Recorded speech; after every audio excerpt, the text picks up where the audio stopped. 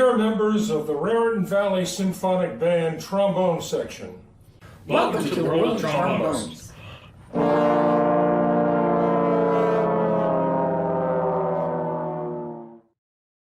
Hi, my name is Bill Murray, and I play the trombone in the Raritan Valley Symphonic Band Trombone Section. I'm going to tell you a little bit about the history of the trombone and where it came from. First of all, the trombone is a very old instrument. We don't know how old exactly, but one of the earliest appearances of the trombone that we know of is in a painting in an Italian cathedral.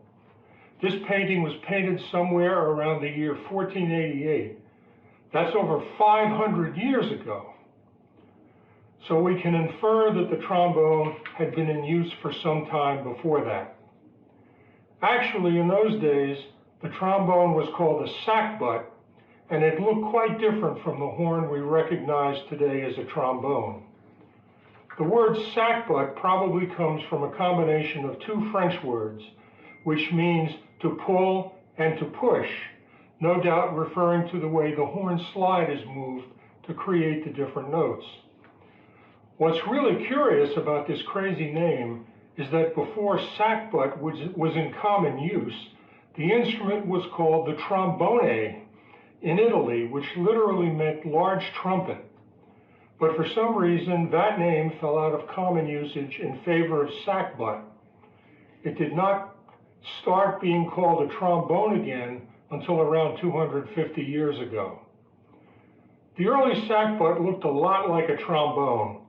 It had a slide to vary the pitch of the notes, but its bell was smaller, and in fact the whole horn was smaller than a modern trombone.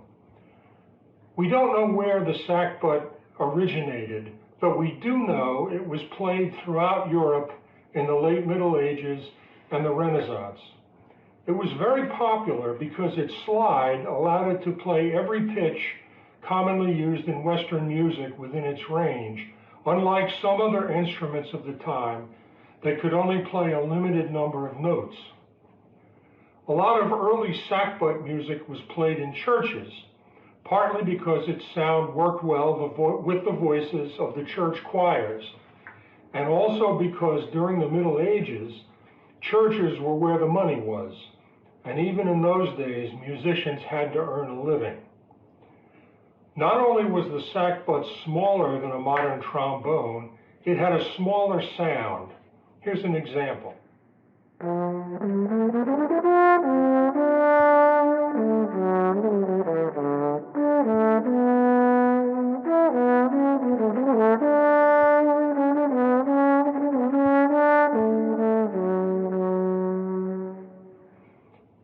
As with the modern trombone, sackbuts were often played together in groups, such as this one.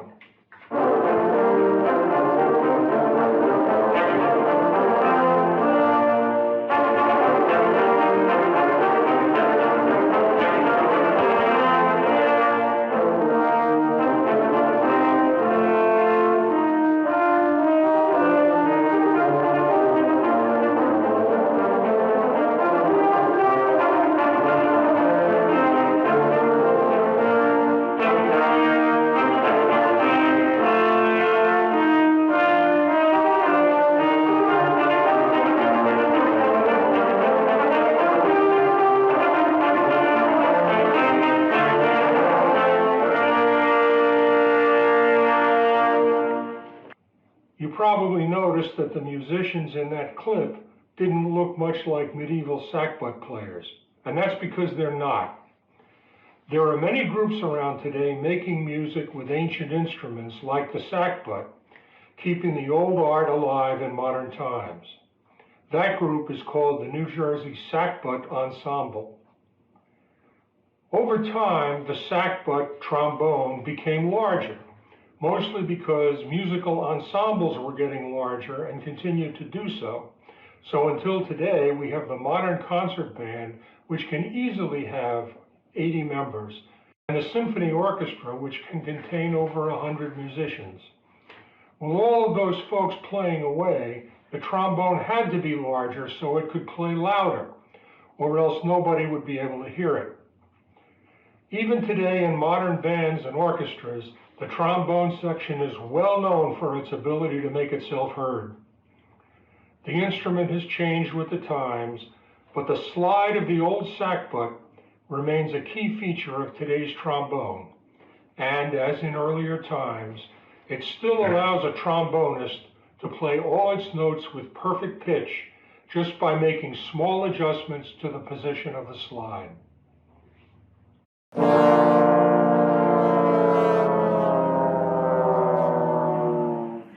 Hi, my name is Tess, and I'm a member of the Raritan Valley Symphonic Band Trombone Section.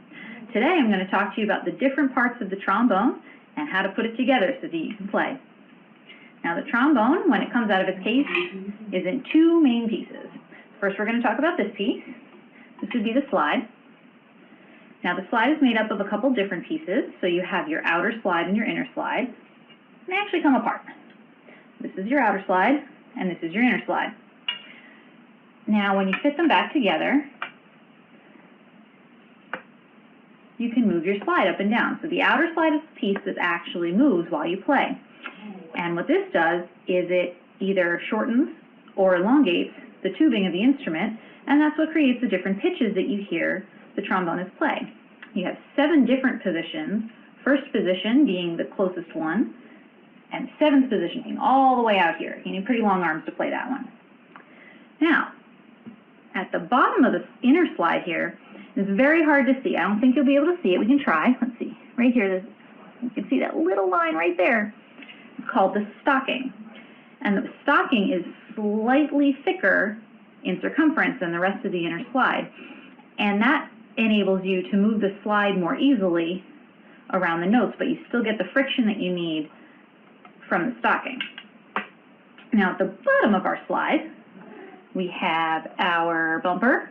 It's this little teeny tiny black rubber piece. It doesn't have to be black, could be any color rubber, but it's a little rubber piece, and that just keeps your instrument safe if it happens to hit the floor. Rubber, not going to hurt my instrument. And then you have this piece right here. Now this goes by 2 different names. This can be called the water key or the spit valve. This is the part that grosses most people out about brass instruments, but almost every brass instrument has one. The purpose of the spit valve or water key is to empty all of that moisture and water that builds up in your trombone as you play.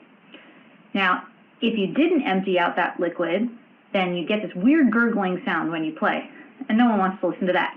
So what you would do, push on this key, and you blow through your horn, and all that water will just blow right out. Now there's a couple other pieces here. You have these here, which you also have on this upper piece, and these are called the braces. Now the braces are there to simply make sure that the instrument stays sturdy and stays together. So that way, there's a lot of big long tubes here, and you want to make sure that they stay where you want them to be. Otherwise, it would kind of get flimsy and it wouldn't play right. So this just keeps everything in place. So our other piece is here.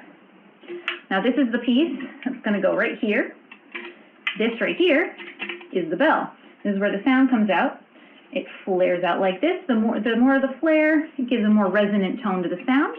A lot of times on a student model trombone, which is ones that you would start out with if you're just learning, the bell's going to be a little smaller. It's not going to have that big, full, resonant sound. This is a professional model horn.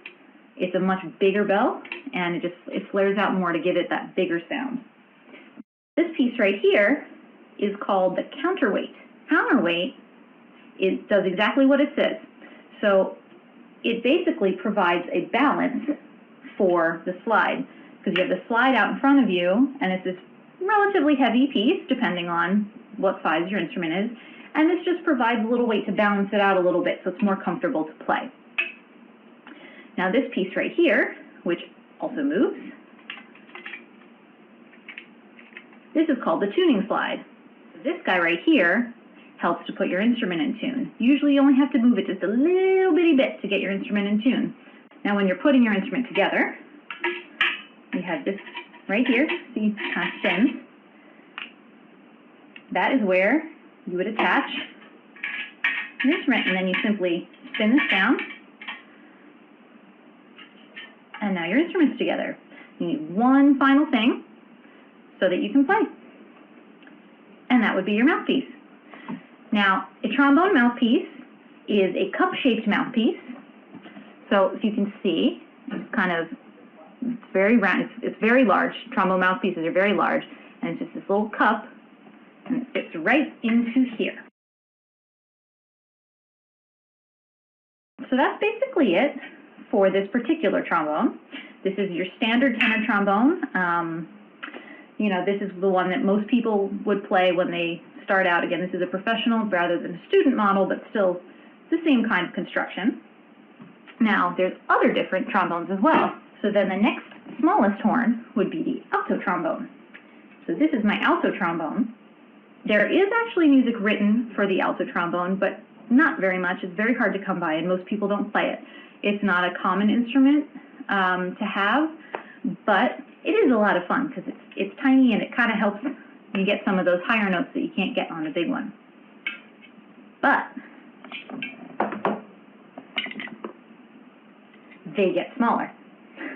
This is a soprano trombone. Now this little guy is pitched an octave above the tenor trombone, so it's in the same key, but it's much higher pitched because, as you can see, it's very tiny. See the difference in size? Very small. Now, the big difference between this instrument and the ones I've shown you is this one uses a mouthpiece that's the same as a trumpet. Now, a trumpet mouthpiece has a much, much smaller opening than a trombone mouthpiece. So it's a very different embouchure. An embouchure is your lip shape and how you are playing.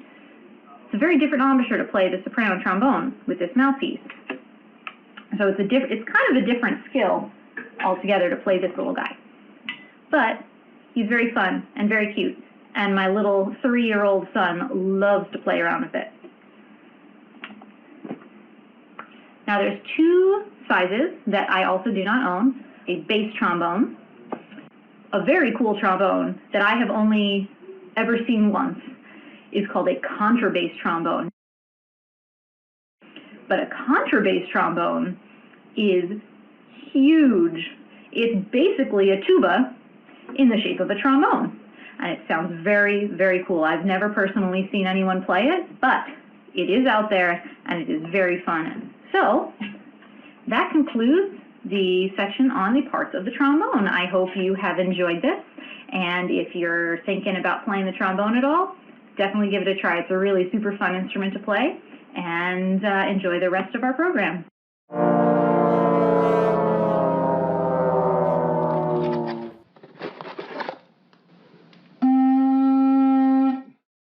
What does the sound I just made with this cardboard tube from inside a roll of kitchen aluminum foil have in common with the trombone? Stick around later to find out. Hi, my name is John Kalinowski, and I'm going to show how a trombone makes sound. Have you ever wondered how a trombone makes the sound it makes? If you were just to pick one up and blow into it, not much would happen. Doesn't matter how hard you blow. There's just no music. So just a lot of wind noise. Now, if you were to do that with a clarinet or a saxophone, you would definitely make a sound. So what's the secret to how trombone players do it? To start with, trombone players use their lips to make the sound. They do that by buzzing their lips. They make the letter M with their mouth, and that puts the lips in the correct closed position. Then a steady stream of air is blown through the lips to create a buzzing sound like this. Now, by itself, it isn't very useful, but there's a way to get the buzzing lip sound into the trombone by using a mouthpiece. Buzzing into a mouthpiece collects all that sound and sends it into the trombone.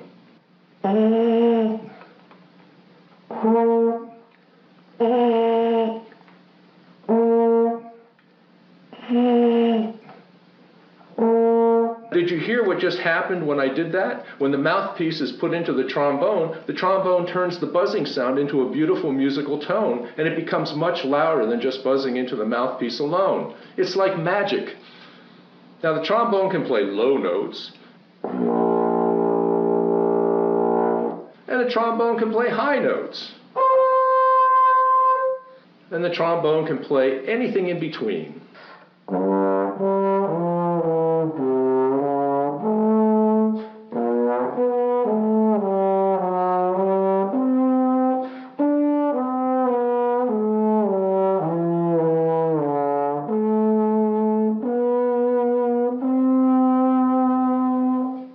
Oh, and I almost forgot, what about the cardboard tube I mentioned earlier? I buzzed into that, just like when I play the trombone. And that is how to make musical tones with a trombone or a cardboard tube.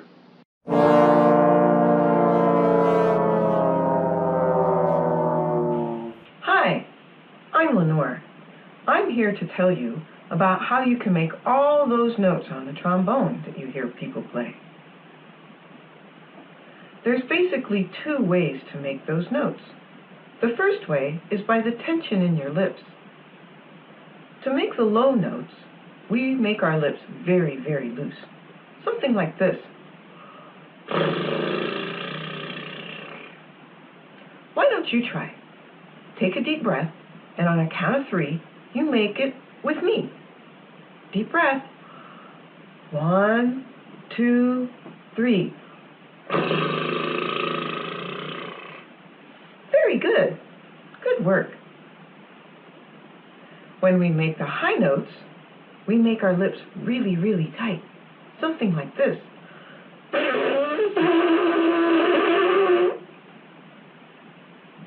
How about you try that one too? Take a deep breath, and on a count of 3, we'll do it together. Deep breath. 1, 2, 3. Very nice. You should be a brass player. Those are the kinds of buzzes that you have to do into the mouthpiece, like you've seen. Of course, the other way is the slide. We make different notes by changing the length of the tubing on the slide. Other instruments of the wind family, like flutes, have keys, or like trumpets and tubas, they have valves. But we have a slide. When we play trombone, we have what we call 7 positions. Those are the places that we put the slide to make the different notes.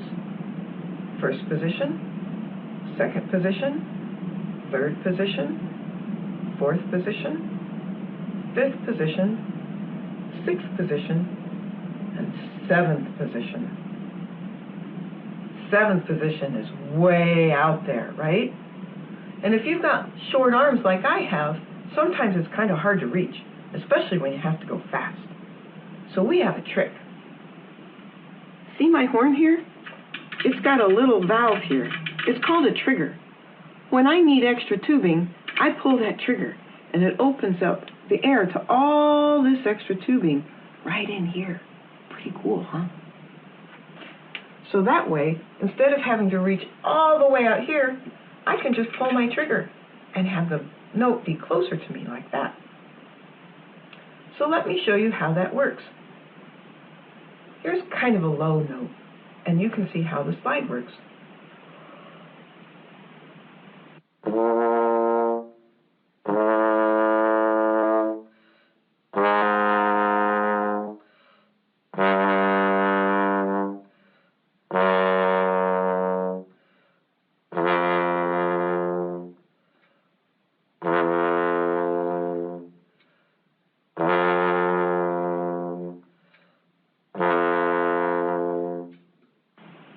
Did you see how I was able to have the slide all the way out, and then I pulled the slide back in, and it was basically the same note? That's because I used my trigger. That helps bring that note, for me, all the way in. It makes it a lot easier for me. So that's how the slide can change the note, along with the trigger. But remember, I also told you the tension in our mouth changes the note. That's how this sounds. Let me give you an example. All in first position.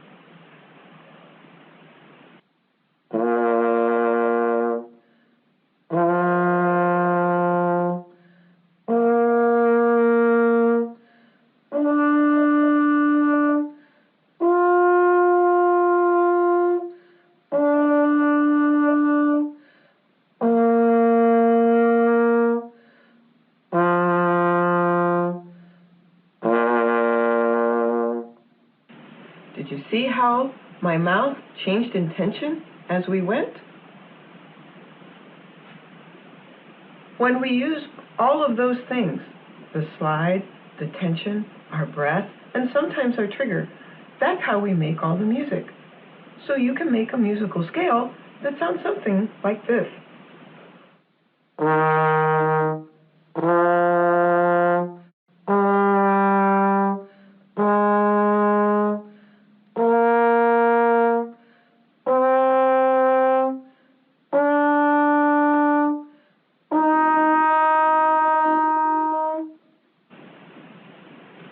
You want to hear it again?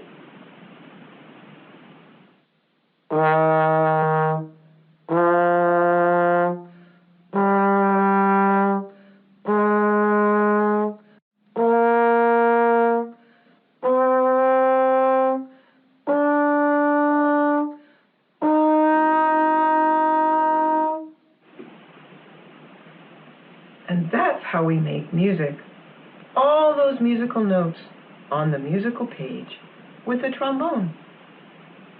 Pretty cool, huh?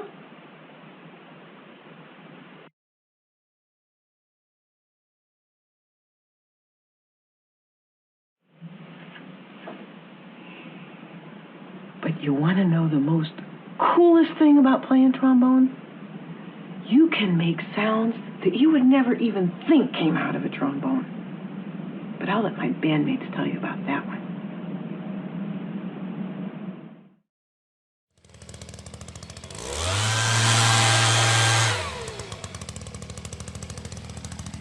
Well, up until now, it seems like trombone can be a very, very serious instrument. But trombone players are also known for having fun, and they have lots of fun with things that they can do with their instrument.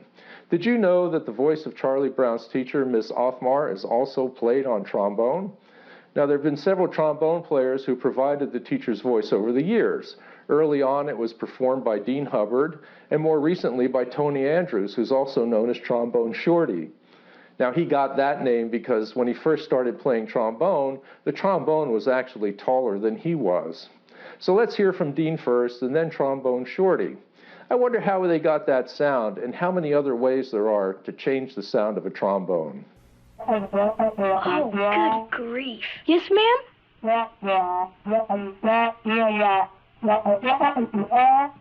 We were playing hangman. Yes,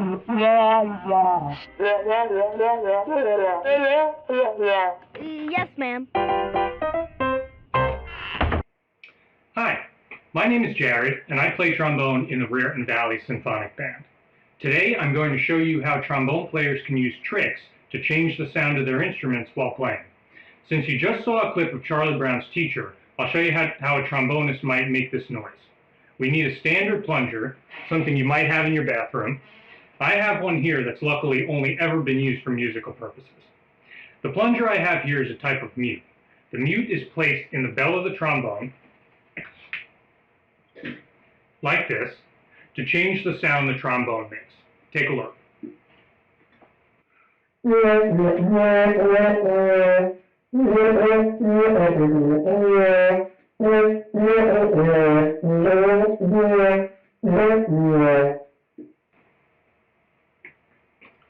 Now that you've seen a plunger mute in action, I wanted to show you a few other types of mutes that trombonists might use regularly. The most common mute is called a straight mute. It might look like this, or like this. Let's hear how this type of mute changes the tone of the trombone.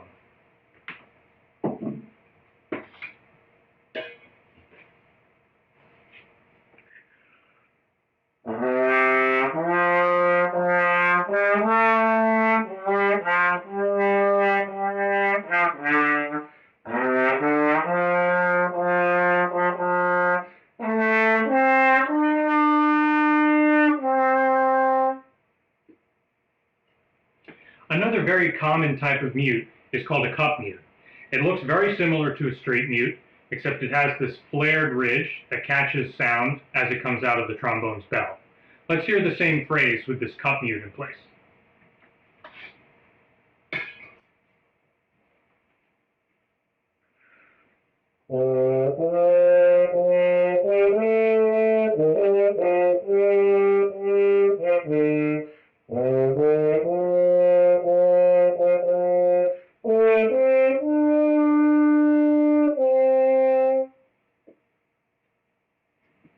Another type of mute that's a lot less common is called a Harmon mute.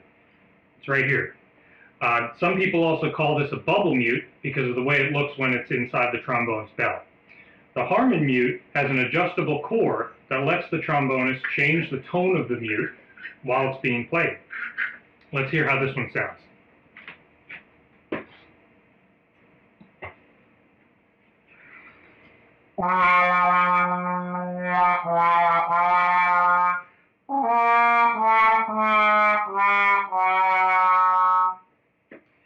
Now you'll see that if I remove the core, it actually changes the sound that the mute makes significantly.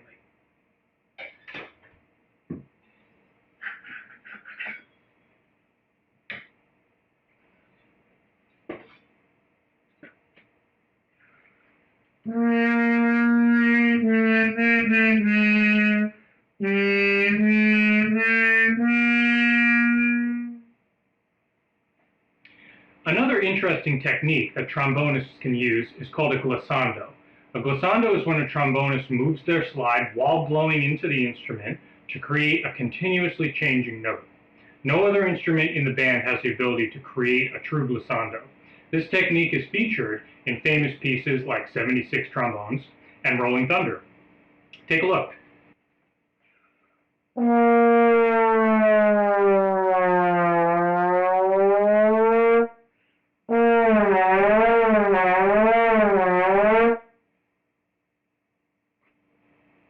Now finally, I wanted to give you one more trombone tip. If you're ever attending an old-fashioned British hunt and you need to call your hounds in from the field, you can take the top half of your trombone and use it as a hunting bugle.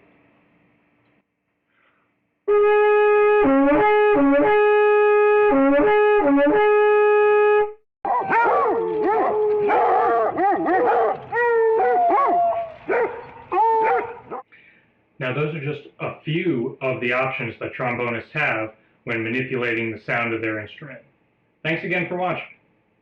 And finally, let's hear the trombones of the Raritan Valley Symphonic Band showing just how talented they are, playing an exciting piece written for trombones, The Trombone King.